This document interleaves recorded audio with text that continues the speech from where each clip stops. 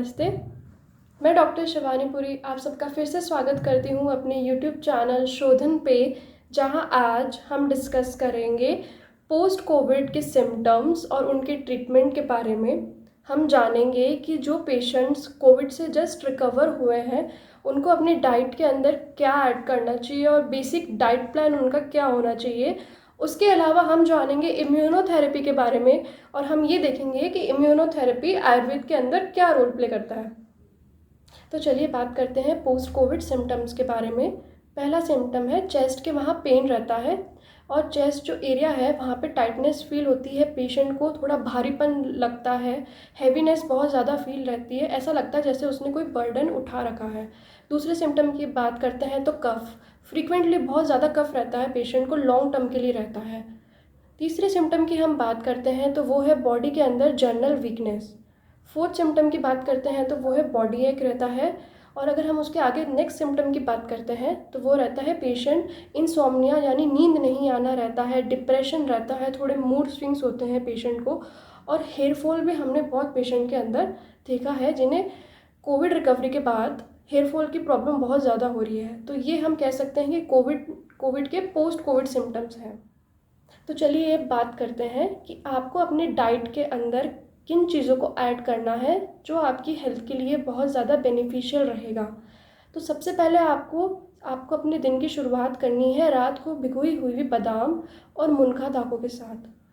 सबसे पहले आपको मॉर्निंग के अंदर उठते ही रात को भिगोई हुई बादाम लेनी है, क्योंकि वो गुड सोर्स ऑफ प्रोटीन मिलेगा आपको उससे, और प्रोटीन बहुत मस्ट है बॉडी के लिए जिन्होंने रिसेंटली कोविड रिकवर किया है। और मुनगा से आपको इसेंशियल आयरन मिलेगा बॉडी के अंदर, जो आपकी इम्यूनिटी बिल्डअप करने के लिए बहुत हेल्पफुल रहेगा। उसके बाद आप ब्रेकफास्ट में नॉर्मल ओट्स ले सकते हैं, पोहा ले सकते हैं, रागी डोसा ले सकते हैं, जो आपको अच्छा लगे। आप फ्रूट्स ले सकते हैं, विटामिन सी वाले फ्रूट्स आप बहुत ज़्यादा लीजिए। तो ये आपका बेसिक ब्रेकफास्ट रहेगा। अगर हम बात करें लंच की तो मैं स्पेशली रिकमेंड करूँगी कि आपको लंच के अंदर जैगरी यानी गुड़ और शुद्ध देसी गाय के घी का प्रयोग करना है।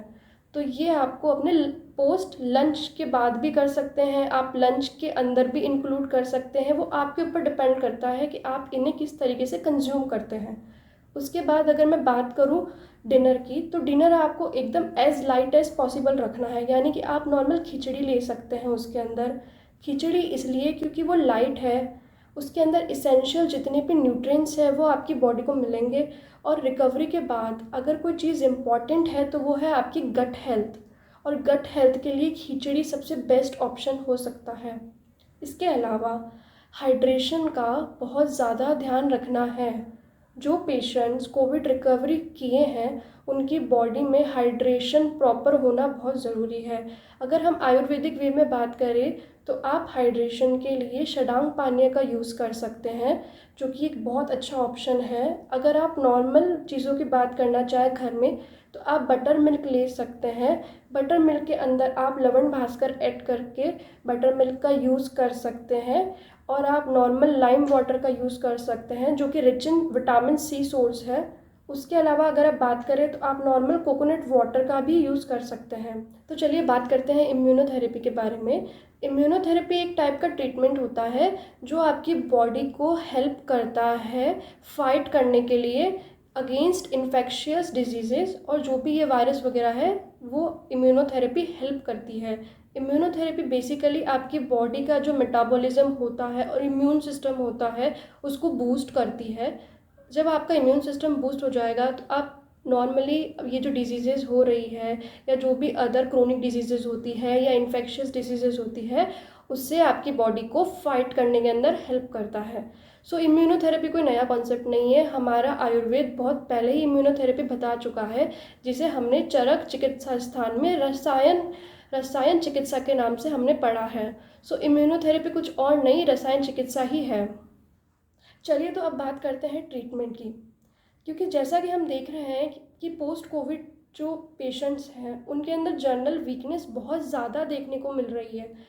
लोगों को मन नहीं करता है, बॉडी में पेन रहता है, कुछ भी काम करने का मन नहीं रहता है, मन करता है सारा दिन सोते रहो।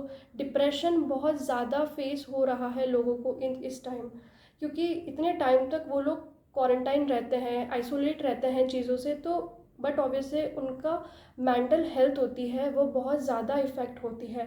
तो सबसे पहले वीकनेस को दूर करने के लिए अगर मैं रिकमेंड करूँगी तो वो है अश्वगंधा। अश्वगंधा आप पाउडर के फॉर्म में कंज्यूम कर सकते हैं, आप टैबलेट के फॉर्म में कंज्यूम कर सकते हैं। अगर आप पाउडर के फॉर्म में कंज्यूम करना चाहते हैं तो आप 1 से 3 ग्राम अश्वगंधा पाउडर आप ले सकते हैं नॉर्मल वाटर के साथ दिन में एक बार। अगर आप टैबलेट के फॉर्म में कंज्यूम करना चाहते हैं तो आप 1 से 2 टैबलेट यानी 500 mg दिन में खाना खाने के बाद नॉर्मल वाटर के साथ कंज्यूम। के बाद मैं बात करूँगी शतावरी चूर्ण के बारे में। शतावरी बहुत इफ़ेक्टिव मेडिसिन है जो आपकी जनरल वीकनेस को बहुत अच्छे से दूर करता है, और उसके अंदर बहुत अच्छे इसेंशियल न्यूट्रिएंट्स है जो आपकी बॉडी स्पेशली फीमेल्स के लिए वो बहुत इफ़ेक्टिव है। क्योंकि जैसा कि हम देखते हैं सारा काम हमारी महिलाएं करती हैं, हाउसवाइफ, और उनकी जनरल वीकनेस दूर होना बहुत ज़रूरी है, तो शतावरी उनके लिए बहुत बेनिफिशियल है। आप शतावरी पाउडर दिन में 1 से 3 ग्राम दूध के साथ ले सकते हैं, नॉर्मल वाटर के साथ ले सकते हैं, और अगर आप टैबलेट फॉर्म में लेना चाहें तो आप उसके अंदर भी कंज्यूम कर सकते हैं। उसके बाद मैं बात करती हूँ तीसरी मेडिसिन के बारे में जो कि है रसायन चूर्ण। रसायन चूर्ण भी आप 1 से 3 ग्राम नॉर्मल वाटर के साथ, घी के साथ या शहद के साथ जैसा चाहे दिन में 1 बार या 2 बार कंज्यूम कर सकते हैं। 1 से 3 ग्राम इसकी बेसिक डोज रहती है। उसके अलावा अगर मैं जनरल वीकनेस दूर करने के लिए अगर हम सिरप या कुछ आसव के अंदर बात करना चाहें तो द्राक्षा आसव इसका एक बहुत अच्छा ऑप्शन है। द्राक्षा आसव को लेना कैसे है, 20 ml मॉर्निंग के अंदर नॉर्मल वाटर के साथ आप द्राक्षा आसव को कंज्यूम कर सकते हो। ये जनरल जो भी वीकनेस होती है उसके लिए बहुत इफ़ेक्टिव मेडिसिन है। अगर आप ये नहीं लेना चाहते हैं एंड आप नेचुरली जाना चाहते हैं कि नहीं हमें तो नेचुरली ट्रीट करना है, तो मैं आपको सजेस्ट करूँगी आप रात को जो मुनगा होती है 9 to 10 मुनगा आप उसे भिगो दीजिए। आप मॉर्निंग के अंदर सबसे पहले एम्प्टी स्टमक उसे कंज्यूम कीजिए, और जिस पानी के अंदर आपने उसे भिगोया है आप उस पानी को भी कंज्यूम कीजिए। तो इवेंचुअली वो आपको बहुत अच्छा हेल्प करेगा, आपका आयरन बढ़ाएगा, जनरल आयरन बढ़ाएगा बॉडी में, और जनरल वीकनेस को भी इम्प्रूव करेगा। ऐसी और जानकारी पाने के लिए लाइक, शेयर और सब्सक्राइब कीजिए मेरे चैनल को। Thank you.